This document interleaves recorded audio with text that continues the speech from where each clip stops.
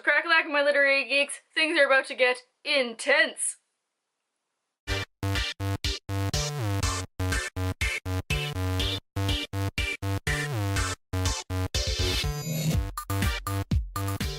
I'm sorry to do that to you.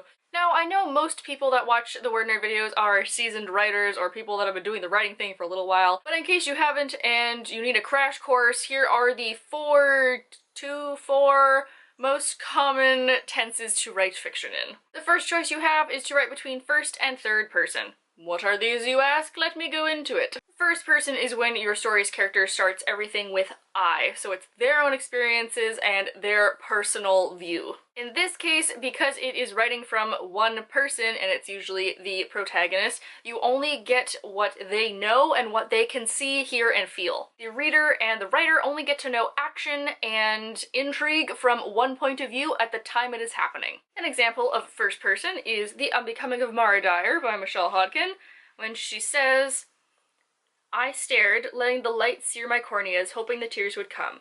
I should cry, but I couldn't." That melancholy, morose sentence aside, we are talking about the main character, her own feelings, and what's happening to her and only her. The second most common option you have is a third-person narrative, where you are kind of acting as a god or a narrator for the story with a bunch of different characters. This is easiest to deal with big casts of characters, or it's easy if you have lots of action happening in different places that if you had a first-person character, they wouldn't see or know about. An example of third-person comes from A Darker Shade of Magic by V.E. Schwab, where I will read two passages because they happen in opposing chapters. Kel could hear the footsteps, first one set and then two and then three, or maybe the third was just the pumping of his heart, as he raced through the alleys and side streets.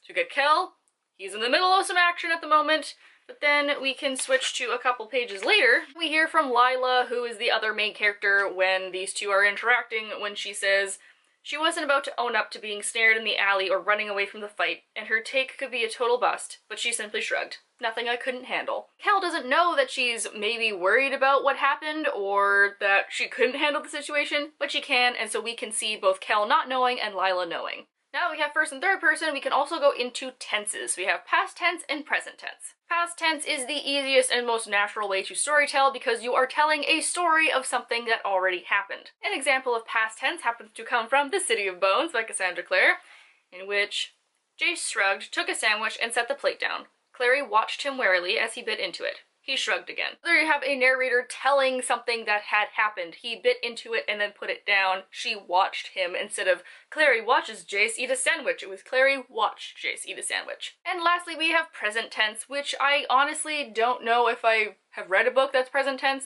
I probably have at some point. I just don't know if I have one at the moment. And present tense is when you talk about things that are immediately happening to your character. Usually a more literary type of writing style, and it's a little bit trickier to pull off because you often switch back into past tense because you're still telling a story. It's a bit weird. If you can pull it off, if anybody has any recommendations on a good example of this, please leave them down below. I'm also not mentioning second person or any kind of future tense just because people don't really write in those very often nowadays. If you want to do your own research on it, go right on ahead.